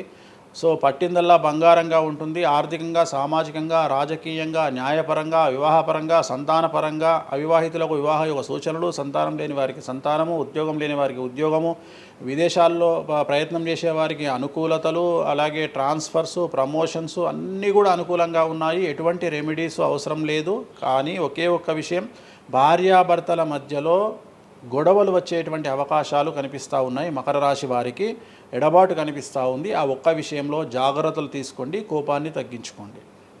సో నెక్స్ట్ కుంభరాశి. కుంభరాశికి 2వ స్థానంలో షష్టగ్రహ కూటమి ఏర్పడుతుంది కాబట్టి ధన నష్టం అనేటువంటిది ఏర్పడబోతూ ఉంది. అతి పెద్ద ధన నష్టం మీరు పెట్టేటువంటి ఇన్వెస్ట్మెంట్ రూపంలో కావచ్చు, భూములు కొన్నా, ఇండ్లు కొన్నా, లేదా ఏదైనా వ్యాపారంలో పెట్టుబడి పెట్టినా చాలా తీవ్రమైన ధన నష్టాన్ని మీరు ఎదుర్కొనే అవకాశం ఉంది. కాబట్టి తొందరపాటు చర్యలు, తొందరపాటు నిర్ణయాలకు దూరంగా ఉండండి. నలుపు రంగు కార్లకు, నలుపు రంగు వస్తువులకు దూరంగా ఉండండి. తిరునల్లార్ శనీశ్వర ఆలయంలో ప్రత్యేకమైన శని పూజ నిర్వహించడం ద్వారా కుంభరాశి జాతకులు సమస్యల నుండి బయటపడతారు. ఇక చివరిదైనటువంటి రాశి మీనరాశి. మీనరాశి వారికి జన్మంలో అంటే మీనరాశిలోనే షష్టగ్రహ కూటమి ఏర్పడతా ఉంది. సో చాలా సంచలనాలు ఉంటాయి. నెగిటివ్సే కనిపిస్తూ ఉన్నాయి, పాజిటివ్స్ ఒక్కటి కూడా కనిపించడం లేదు. ఆర్థికంగా, న్యాయపరంగా, సామాజికంగా, ఆరోగ్యపరంగా, కుటుంబపరంగా అన్ని రకాల ఇబ్బందులు ఎదుర్కొంటారు. సంచలనాలు ఫేస్ చేయాల్సి వస్తుంది. కుటుంబంలో ఆరోగ్యపరమైన ఇబ్బందులు ఉంటాయి, ఆర్థికపరమైన నష్టాలు ఉంటాయి, భార్యాభర్తల మధ్యన గొడవలు ఉంటాయి, ఎడబాటుకు దారితీసే అవకాశం ఉంది. తల్లిదండ్రుల్లో వారికి ప్రాణగండం కనిపిస్తూ ఉంది. సో చాలా సమస్యలు మీనరాశి వారు ఫేస్ చేసే అవకాశం ఉంది. తిరునల్లార్ శనీశ్వర ఆలయంలో ప్రత్యేకమైన శని పూజ నిర్వహించడం ద్వారా ఈ సమస్యల నుండి బయటపడేటువంటి అవకాశాలు ప్రస్ఫుటంగా కనిపిస్తున్నాయి. ఇవి 12 రాశుల వివరాలు. స్వామి, ఇది మామూలుగా పంచాంగం చూసి చెప్తా ఉంటారు, మీరు ఏం చూడకుండా ఇవన్నీ ఎప్పుడు నోటికి వస్తాయి కదా, ఇంకెందుకు? ఎవరెవరు ఎక్కడున్నారో తెలుసు కదా. అచ్చా. శని కుంభంలో ఉన్నాడు, మీనంలోకి వస్తున్నాడు ఈ నెల 30. ప్రజెంట్ వృషభంలో గురువు ఉన్నాడు, మే 9కి మిథునంలోకి వస్తున్నాడు. Practice makes perfect. రోజు ఒక్క జాతకం రాయడానికి, రోజు 100 జాతకాలు రాయడానికి చాలా తేడా ఉంటుంది కదా. చూసి ఉన్నాం కదా, పెద్ద అవసరం లేదు. టైం లేకుండా జాతకం చెప్పేవాడిని ఇండియాలో నేను ఒక్కడే. పుట్టిన టైం లేకుండా జాతకాన్ని చెప్పేవాడిని నేను ఒక్కడే. నాకు టైంతో పని లేదు, డేట్ ఆఫ్ బర్త్ ఇస్తే చాలు. నాకు చెప్తారా? డేట్ ఆఫ్ బర్త్ ఇస్తే చాలు. టైం వితౌట్ టైం నేను చెప్పేస్తాను జాతకం. ఇప్పుడు ఒకసారి చెప్పనా? నాది ఇప్పుడు చెప్పనా? ప్రాక్టికల్ ఎందుకు అన్ని సంచలనాలు చెప్తా కదా నేను, మళ్ళీ కెమెరా రికార్డ్ అయితే. ఓకే, వద్దులే. నాకు నార్మల్ చెప్పేది అలవాటు లేదు కదా. నా దగ్గరికి రావాలంటే ప్రిపేర్ అయ్యి రావాలి. అంటే నేను సొల్లుపురానని చెప్పా, 40 ఏళ్ళకి ఇల్లు కొంటావు, 50 ఏళ్ళకి నరుకుతావు, కొరుకుతావు, ఇవి కాదు. వచ్చి 6 నెలలు జైలుకు పోతావు. నీకు విషయం ఎవరిదైనా. సో ఈ టైంలో డివోర్స్ అవుతుంది, ఈ టైంలో యాక్సిడెంట్ అవుతుంది. అంటే చెడును తెలుసుకోవడం వల్ల చెడు నుండి బయటపడడం ముఖ్యంగా. నేను చెప్పినా చెప్పకుండా నువ్వు కారు కొంటావు. నువ్వు కారు కొనడం అనేది it is very normal, right? నువ్వు ఇల్లు కొనడం అనేది నార్మల్. నా దృష్టిలో చెడు చెప్పడం వల్ల చెడు నుండి తప్పించుకోగలిగితే చాలు అనేది. నేను నీ మంచిని ఎవడు ఆపలేడు, చెడు ఆపొచ్చు. ఇప్పుడు నువ్వు బెంజ్ కారు కొనుక్కుంటా అంటే, నువ్వు ఒక BMW కొనుక్కుంటా అంటే నేను ఆపను. కానీ BMW 140 పోతే ఆపుతా. నేనేమంటా, భగవంతుడు నీకు BMW ఇచ్చింది భగవంతుడు, కానీ 180లో పోయే కక్కుర్తి నీకుంటే నేను ఎవడు కాపాడలేడు. హైదరాబాద్ రోడ్లకు 120 లాస్ట్, 140 పైన బండి షేక్ అవుతుంది ఈ రోడ్లకు. సో 120 కంటే ఎక్కువ పోకు అని చెప్తా. కానీ దేవుడిని అయితే నీకు BMW ఇవ్వద్దు అని నేను చెప్పలేను కదా. సో నీకు BMW దేవుడు ఇస్తాడు. సో నువ్వు స్వయంకృత అపరాధం చేసుకోకుండా కాపాడాల్సిన బాధ్యత నాది. బాబు ఫ్యాటీ లివర్ ఉంది, మందు దాకు. బాబు రంగ్స్ దొబ్బినాయి, సిగరెట్లు ఆపేసాయి. బాబు ఇగో పనికి మాలిన కసినోనో పేకాటనో ఆడకు, ఉన్న ఆస్తంతా సర్వనాశనం అయిపోతుంది. సో ఇవి చెప్పడం నా ధర్మం. అంతేగాని నువ్వు కారు కొంటావు, నువ్వు తోపైతావు, తురుమైతావు, నువ్వు ఎట్లాగైతావు. ఈ లివర్ మీరు ఎలా చెప్తారు? లివర్ పోయింది ఇవన్నీ జాతకంలో రవి నీచంలో ఉంటే లివర్ పోతుంది. శని రవి కలిసి ఉంటే లివర్ పోతుంది, లివర్ క్యాన్సర్ వల్ల చనిపోతారు. శుక్రుడు రాహు కలిసి ఉంటే ప్రోస్టేట్ క్యాన్సర్ వల్ల చనిపోతారు. చంద్రుడు నీచంలో ఉంటే ఆడవాళ్ళకు బ్రెస్ట్ క్యాన్సర్ వస్తుంది. డాక్టర్లు చెప్తారు కదా. Medical astrology. 100 మంది నాకు హైదరాబాద్లో ఫేమస్ డాక్టర్లు అందరూ నా క్లయింట్లు, నాకు ఫ్రెండ్స్. జ్యుడిషియరీ మీద నాకు అవగాహన ఉంది. శుక్రుడు రాహు కలిసి ఉంటే జైలుకు పోతావు. వాళ్ళు ఏం పోతే మీరు చెప్తుంటారా డాక్టర్లు? డాక్టర్లు ఇప్పుడు నువ్వు డాక్టరు, నువ్వు నాకు ఏం అడుగుతావు అంటే, నీ క్లయింట్ డేట్ ఆఫ్ బర్త్ నాకు ఇచ్చి నువ్వు నన్ను అడుగుతావు ఈయనకి ఏ క్యాన్సర్ వచ్చే అవకాశం ఉంది అంటే, నేను ఒక 3 ఆప్షన్లు చెప్తా. 3 ఆప్షన్లు చెప్పినాక నీకు క్లారిటీ వస్తుంది. నేను చెప్తా ఆయనకు ప్రోస్టేట్ క్యాన్సర్ వస్తుంది అని చెప్తా. ఎస్ ప్రోస్టేట్ క్యాన్సరే స్టేజ్ 2లో ఉన్నాడు అని చెప్తావు. ఆయన చెప్తాడు. చెప్పినాక ఈయన ఎన్ని రోజులు బతుకుతాడు డాక్టర్ స్వామి గారు అని అడుగుతాడు. అడిగితే నేను ఆయన డేట్ ఆఫ్ బర్త్ని బేస్ చేసుకొని ఇక ఇన్ని రోజులు బతుకుతాడు అని చెప్తా. సో ట్రీట్మెంట్ వల్ల ఈయనకి ఏమైనా బెనిఫిట్ అయ్యే అవకాశం ఉందా అని అడుగుతాడు. అంటే అవుతుంది అని చెప్తా. ఎన్ని రోజులు బతుకుతాడు, ఇన్ని రోజులు బతుకుతాడు ట్రీట్మెంట్ చేస్తే. సో మేమిద్దరం కమ్యూనికేట్ చేసుకుంటాం. అంటే డాక్టర్కు నా మీద ఉండే నమ్మకం వల్ల నడుస్తుంది అది. అట్లనే జ్యుడిషియరీ విషయం ఉంది. జ్యుడిషియరీలో ఇప్పుడు ఉదాహరణ ఈడీ కేసు ఉంది, ఎవరి మీద జైలుకు పోయిండు. సో ఈడీ కేసులో బెయిల్ దొరకడం చాలా కష్టం. సో నేను బెయిల్ రావడానికి పూజలు చేస్తాను. దానికి కారాగార దోష నివారణ పూజ అని ఉంటుంది. సో ఆ పూజ చేయడం ద్వారా వాళ్ళకి తొందరగా బెయిల్ వస్తుంది. సో దీని మీద అవగాహన ఉండాలంటే జ్యుడిషియరీ మీద అవగాహన ఉండాలి. సో అందుకని నాకున్న సర్కిల్లో నేను ప్రతి విషయాన్ని మాట్లాడతా. నాకు ఏం అలవాటు, రైతుతో మాట్లాడతా. రైతు సబ్జెక్టు జుడిషియరీ జడ్జి కనిపిస్తే జడ్జితో జుడిషియరీ సబ్జెక్టు మాట్లాడతా. ఏసీపీ కనిపిస్తే ఆయనతో లీగల్ సబ్జెక్టులు మాట్లాడతా. డాక్టర్ కనిపిస్తే గైనకాలజిస్ట్తో గైనకాలజీ మాట్లాడతా. ఇప్పుడు ఉదాహరణ, నువ్వు ఇంత మాట్లాడుతున్నావు, నీకు అమ్మాయిల గురించి అవగాహన లేదు, అమ్మాయిల నెలసరి మీద నీకు అవగాహన లేదు. నాకు పూర్తి అవగాహన ఉంది. నా తల్లి, చెల్లి, అత్త, బిడ్డ అందరికీ సంబంధించి 4 రోజులు ఎందుకు టెన్షన్లో ఉంటారో నాకు తెలుసు. నెలసరిలో వాళ్ళని డిస్టర్బ్ నేను చెయ్యను. నా పెళ్ళం నా మీద అరిచినా మూసుకొని కూర్చుంటా, అంతేగాని విడాకులు ఇస్తాను బెదిరియా. అట్లనే డ్యాన్స్ చేసే అమ్మాయికి ఎన్ని కష్టాలు ఉంటాయి. ఒక హీరోయిన్ గురించి చాలా మాట్లాడుకుంటాం. డేట్లో ఉండే హీరోయిన్ డ్యాన్స్ చేయాలంటే ఎంత కష్టం, తనకు కంఫర్టబుల్ జోన్లో ఉండదు ఫిజికల్గా. సో అట్లాంటి అమ్మాయిల గురించి, వాళ్ళ కష్టాల గురించి నాకు తెలుసు. అలాగే పీసీఓడి, పీసీఓఎస్ అంటే ఏందో నాకు తెలుసు. సో హార్మోన్ ఇన్బ్యాలెన్స్ ఎందుకు వస్తుందో నాకు తెలుసు. వాళ్ళకు గడ్డాలు మీసాలు ఎందుకు వస్తాయో నాకు తెలుసు. వాళ్ళకు థైరాయిడ్ ప్రాబ్లమ్స్ ఎందుకు వస్తాయో నాకు తెలుసు. ఏ జాతకంలో ఏ గ్రహం ఎక్కడ ఉంటే ఎలా ఉంటుందో నాకు తెలుసు. అల్లు అర్జున్ లాంటి తోపు తురుము జైలుకి ఎందుకు పోయిండో నాకు తెలుసు. రేవంత్ రెడ్డి సీఎం ఎందుకు అయ్యిండో నాకు తెలుసు. రైట్, మీకు సూపర్ స్టారే కనిపిస్తున్న హీరో తెలుసు, కానీ సినిమాలు లేక సూసైడ్ చేసుకోవడానికి సిద్ధంగా ఉన్న హీరో నాకు కనిపిస్తాడు. అర్థమైందా? మీకు సూపర్ స్టార్ హీరోయిన్ కనిపిస్తుంది, కానీ ప్రేమ పేరుతో ఉన్న సొమ్మంతా తీసుకుపోయి మగవాడికి పెట్టి అడుగు తింటున్న హీరోయిన్ నాకు కనిపిస్తుంది. సో నాకు నెత్తిలో గ్రహాలు కనిపిస్తాయి తప్ప మనుషులు కనిపించరు. శివ అనే వ్యక్తి నాకు కనిపించడు. శివ నెత్తిలో ఉండే 9 గ్రహాలే కనిపిస్తాయి నాకు. జస్ట్ శివ అనేది ఒక పేరు నాకు, బట్ నా 9 గ్రహాలే కనిపిస్తుంటాయి. ఆడుతుంటాయి, డ్యాన్స్ ఆడుతున్నది నాకు కనిపిస్తుంటాయి. నెక్స్ట్ ఇట్లా జరుగుతుంది శివకు నెక్స్ట్ 1 ఇయర్లో. అది నాకున్న ప్రాబ్లం. కనిపిస్తాయా? నాకు అదే కదా, నా దరిద్రం అదే కదా, నాకున్న ప్రాబ్లం అదే కదా.